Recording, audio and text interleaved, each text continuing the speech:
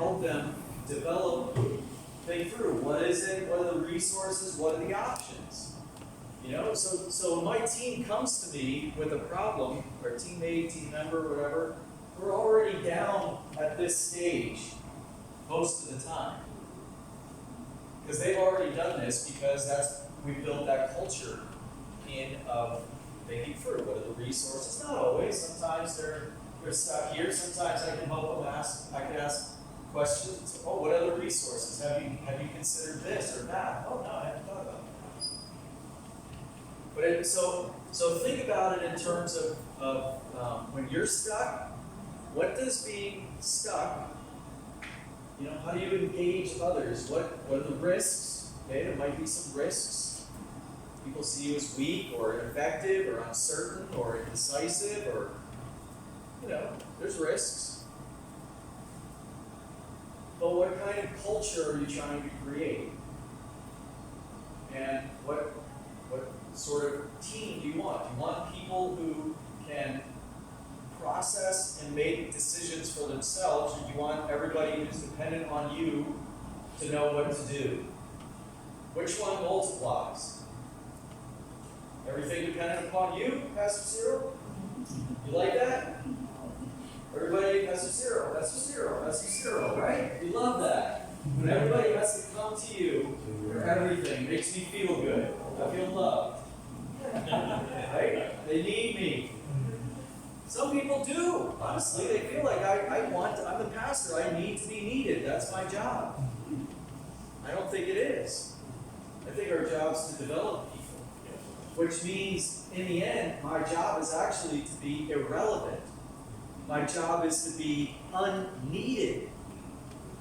If I'm needed at the same level 6 months from now, when we get back together, I ask you, does your team need you in the same way now that they needed you 6 months ago? And your answer is pretty much, yeah. Okay, let's talk. Okay, we need to be needed less. Every year, we need to be needed less. In fact, there's a principle that every 7 years, you should be working yourself out of a job. Not necessarily, you can still be the pastor of the church, but your role should change. How you're expressing your role should be different, because every year you should be giving away 15% of your role and responsibility to someone else. Well, if you're doing that, that means you're developing and empowering others. You're using a coaching process, because you're equipping others to be thinkers, and you're giving them tools frameworks by which to think. So that's the point of the exercise. But let's talk through a couple of the specifics. What did you come up with for a problem? What'd you have? Real simple problem statement. What was the problem? The problem we identified was that there was an organization. There is a church member on our group who is wanting to do something in his community that is authority. Okay. Yeah. So, you tell me about how does the process work. I don't really need to get into the solution, but what did you see in the process that was helpful in diagnosing? Was there anything that came out through the conversation that was like, I hadn't thought about that? Also about asking questions that the person was sharing. Okay, good. You're asking questions and you're learning more about the situation. How was it? It was your situation, yeah? So what was was it helpful to have questions asked? Were you thinking about things in some different way? Yes? Okay. My question to you is, what did you learn about yourself in the process? See, usually when we're asked questions, when we're facing a challenge, we need to be thinking, what do I need to learn about myself? What can I learn about myself? We tend to think problem's always somebody else's problem, and I'm the victim. Never the case. We're always at least a half owner of whatever it is we're facing. Because there's always something within us that we need to grow. So anyway, you don't have to answer, but that's from the takeaway. Think about it. What do I need to learn about myself? Is there something in my attitude, my actions, my approach that is helping or hurting my situation? Good. What was the circumstance here? What was the problem or challenge?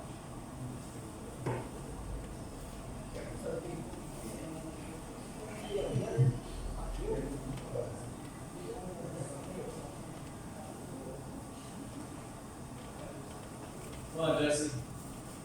You're drafted. Tell us. What's the question? What was the problem? What did you guys come up with as the problem? What did you talk about? Actually, the issue here about the financial problem in Constantine. Okay. We have a lot of, we gather the data about the problems. We have different experience in problems. First, we discover that the church planting, we cannot compare each other. The single and the married couple, the church planting, different problems, financial. Excellent. Second, even they are married but their wife are free. Have ways to work. So only the husband have income. So it's another problem. And the single have a biggest problem. We found out that the single is biggest problem. Even financial. Because many of the people stay in their home. So their home is just like an orphanage. So that's why. Yeah. So the solution, more creative way. But you also had some ideas, right? You heard about some other ways that, did anybody learn anything that you didn't know in the midst of the conversation? Yeah. What was one thing you learned that you didn't know before? Actually, we have different problems, especially we are, Not doing that. especially if we are listening to an urban community and Urban rural, yeah. something like that.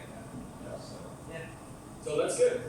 Yeah, so just an awareness, urban or rural church planting is different.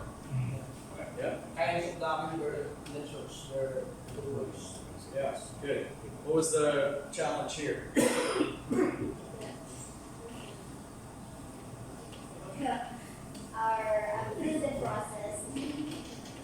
Through that process, we were able to come up with some critical, it becomes, most of us become critical thinker, and we looked up to the realities that been happening in our church planting ministry. So, which is not very common to us, because usually when we face problems, we just look at it on the surface. But this process helps us really dig into deeper, and it helps us. Each one of us gave ideas based on the realities that we had, Great. based on our experience, and we have come up with one common problem. We've seen one common problem within the church planting ministries, and that's the lack of both church planter and financial supporter with the same mission and vision. Excellent. That's Good. One or two things that came out? Any nuggets that you learned or pearls of wisdom to share from the discussion?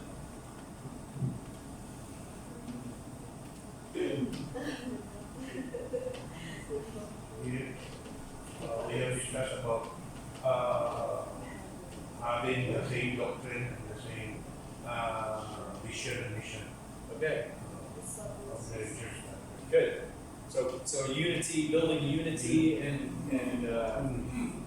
consistency and a vision and mission. Yes. Great, excellent. What was your challenge here? Our challenge here is the lack of support from leadership with regards to church planting. Okay? So what did you discover? What did you unpack? Yeah. We discovered that it's good to zoom in to one problem because you cannot solve every problem. And we learned that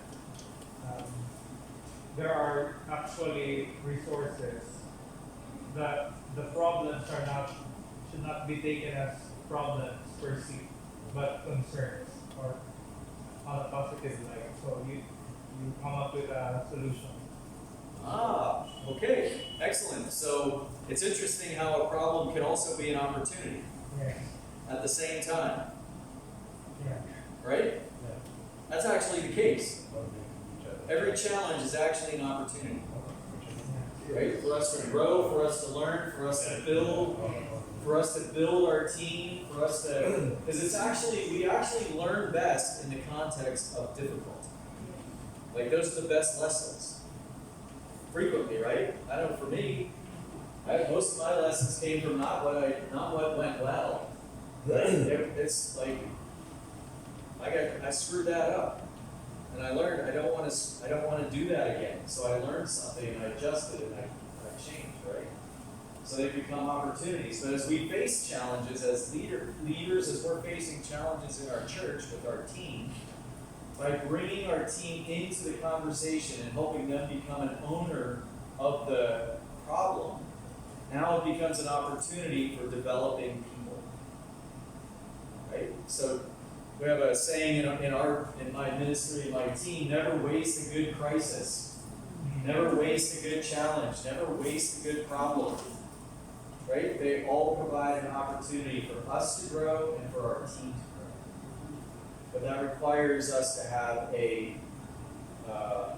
sometimes it requires us to have a mindset shift to welcome challenges. And then to approach them in a way of like, okay, well, here's where we are. How do we use this? How do I use this? How do I use this circumstance? How do I use this situation to develop people? And if that's our mindset, right, then we build teams, we multiply teams, we're modeling discipleship, right? Isn't that what discipleship is? It's equipping others. So, good. I'm going to give you lunch ready, but I'm going to switch over to the other PowerPoint and just give you a real quick synopsis of what your assignment is for this afternoon. So we don't have to come back and just have lunch. So the idea here for the afternoon, I want to be thinking about growing our personal growth in times of crisis. So we just talked about challenges, difficulties, obstacles, whatever. So amidst challenges, amidst difficulties, how do we grow? So these are some things I want you to think. Again, this is in the chat, so you don't have to take pictures or whatever. You can reflect on this afternoon. But think about your own life. Think about difficulties that you have faced or are facing. How do you tend to respond to those difficulties? Do you turn and walk towards the barking dog, or do you run away? Do you try to figure out where the barking dogs might be, and you just try to go, you don't even go in the neighborhood where there might be barking dogs. I don't even go to that town because there might be a barking dog. And then when we face difficulty, we need to ask ourselves, God's in the middle, right? He's in the middle of everything. So when we're facing difficulty, what's our tendency? Is our tendency to run away? Is our tendency to run to?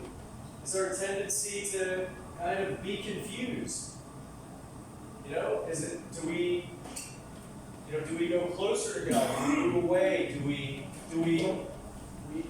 It doesn't, we kind of miss God. We just run parallel with Him.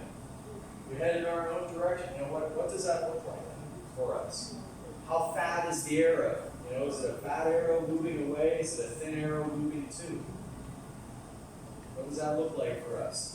Is it different in different circumstances? Maybe if it's a personal thing with my family, maybe it's conflict with someone else. That's different than, does my response look different in different circumstances? Next slide. The thing I want you to think about is God, as we face difficulties, especially significant difficulties, God gives us a tool to process those realities. Think about suffering, right?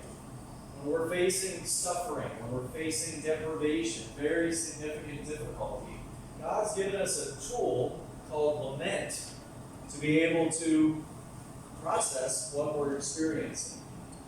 And lament has 4 key elements. You'll see: acknowledge, complain. It's actually okay to complain to God. He likes it. He actually prefers that we complain to Him versus complaining to one another. Ask Him and trust Him. Those are 4 key pieces. Go ahead. I put Psalm 13 up here, and I wanted to, you'll be able to reflect on this afternoon. But within the context of Psalm 13, we see these pieces of lament. We see this acknowledgement. How long, O Lord? How long are you going to let this happen? Like, you're just acknowledging the situation. This sucks. Right? I'm just acknowledging this sucks. God can handle that. And I complain, like, how does it suck? Why is this terrible? But then we have the opportunity to ask, what would we like to see differently? But then ultimately, we turn and we trust. But I trust. Like, we're not in control, you are. So here's a healthy process for us to navigate through difficulties that we're facing, suffering that we've had in the past. Okay? So there's just some, different questions. Again, you can go through this in your quiet time. How to complain the right way. Go ahead and ask. Yeah, you'll look through this. Things to ask for, trust. Embracing hope. Go ahead. So here's the assignment. Here's your things to think about for your quiet time. Again, you can use the time for whatever you want, right? Reflect, whatever. I ask that you don't work on your message for Sunday. Like, this is not work time. This is reflection and growth, personal growth time, personal development time. But whatever you need, if you just need an afternoon of just listening to worship music and walking in the woods or wherever we're going to be, I don't know. Whatever it is that you need, use it for the day. It's just something for you to consider. You use this later. But I want you to think about trials that you're experienced or that you have experienced in your personal life or ministry. How do you process and work through those trials? How do you process and work through difficulties typically? Is your typical process helpful and healthy? Or in what ways is it helpful and healthy? In what ways is it unhelpful and unhealthy? Okay, if our typical approach to difficulty and suffering is denial and avoidance, that's probably not helpful and healthy. What is God trying to teach, or what has God taught you in the midst of trials and difficulties? And then thank Him for working in your life. But a real practical activity I'd like you to really consider as you think about something that was very hard, maybe something that is hard presently. Practice biblical lament. Write a lament. Write something out. Maybe it's not a lament. Maybe there's some kind of a poem, or maybe you're a drawer, an artist, you want to draw a picture of something. Maybe you're a songwriter and you want to write some lyrics. Perfect. Any creative way, but I would encourage you to actually do something with your head and your hand connected. The challenge is an interesting process of trying to write a lament. You got Psalm 13 as a model, 4 elements to think through, but, what does this look like? What's happened, and what am I thinking, what am I feeling? Okay? So that's our a suggested idea for the app. Okay, so personal development. Good. One last thing. I've got a bag here with these are water filters. Water filters. Okay, Pastor Ariel and I were talking some days ago about a move within the EFCP to think about preparedness for crisis. When he told me that, I said, oh, I'm getting on a plane in a few days. I know just what I want to put in the hands of all of you. As leaders, I want you to have one of these in your closet. Okay, this is a water filter. You can use it every day. I don't know. In Pastor Lito and I, we came up with a development project actually in his neighborhood. I brought over maybe 60 or 80 of these, I think, and he essentially rented them, or a lease-to-own program with people in the community. I think people were paying maybe 25 or 50 pesos a day for drinking water, right? Yeah. So he said, here, I'll give you this, and please give, for the next, 30 days or some time frame, give this back to the church. Give 10 pesos a day back to the church. So you save 40 pesos a day, but as long as you have it and you use it, just give 10 pesos back to ministry. And it's not going to my pocket. It's actually Lito has a community development team. So the money goes into the community development team, and the community development team is using that money to improve the community. So essentially, people are using this as a way to take money they were spending, saving some for themselves, and investing some for the benefit of the whole community. Okay? So they used it as a development idea. But if you have a situation where you're paying for water, you can get a bucket. We can find a bucket, I can actually drill a hole and show you how to use it later today or whatever, if you can find a container or something. It's really simple. It's easy to maintain, whatever. Just read the directions. How long does it last? It lasts as long as you care for it well. Okay, as long as you follow the instructions, you probably can get, 3 to 5 years of use out of it. So it's at least 2 to 3 years, easy. Depends upon the water quality. If you've got really muddy, if you're digging it up right out of the bottom of the, but this is super, super effective, and it's a really amazing technology. Very simple. It's just a filter. As long as you backwash the filter in the proper direction with clean water, it'll work. As soon as you put dirty water on the wrong side, you ruined it. Right?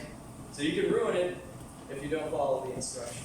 But so again, Lito, we went over it, and I think he did a training class with people, showed them how to use it. Maybe you can get a bucket tomorrow so you can demonstrate. Yeah, sure. Yeah, it's super simple. So anyway, make sure you take one of these home, and if you are thinking about a church planting project, and like to think about that, a community development project, you can talk with Lito and Alvin, and Lito especially, he can probably give you some more details, or it can help you think about what that looks like. But again, tying into what Dave said, the initiative of multiplying churches, right? Community development's a key part of that. But we're not giving people stuff. Okay? We're helping people improve their quality of life, and they're paying something for it. Out of their savings, they're saving money, but we're asking them to do something. Okay, that's a different approach. That's a development approach, not a So, After the 3 to 5 years, it is self-responsible. yeah, right, yeah, just throw, when it stops, it essentially, it will continue to work and, I mean, I don't even know, it could even be longer, they say 3 to 5 years, but We do need it. as long as you maintain it. So, anyway, everybody can grab handy, but hang on to it if you're, if you have a typhoon or something, the water goes out, you got it. So, or take it home if you got somebody in your community that you wanna try it out as a community development project there. Anyway, you're in the back, so make sure you let me pray for lunch and then we'll leave. Lord, thanks for the privilege of being with you today. Lord, thank you for your accompanying us through difficult times, through challenges that we face in ministry. And thank you that because of your presence, Lord, we can say every challenge presents a gospel opportunity. Every challenge provides an opportunity for us to know more about you, for us to deepen our faith and relationship with you, for us to teach and train and equip others in the process. Lord, so help us to just embrace the realities of life as they come, and help us to be multipliers of your faith, your kingdom, your hope, as you are that in us. Lord, thanks for food that you give us to sustain us. And Lord, I pray for our afternoon today that Lord, you would just be meeting and speaking into us, ministering to us as we think about difficulties that we've had in life and ministry, wounds that maybe haven't been healed. Lord, help us to process those things. I pray, especially in the 3 hours this afternoon, I pray for courageousness. I pray for courage for people to press into uncomfortable things from past experiences, and to really think about pain and difficulty and suffering and loss and grief, and to learn and grow from those experiences this afternoon. In your name, Jesus. Thank you.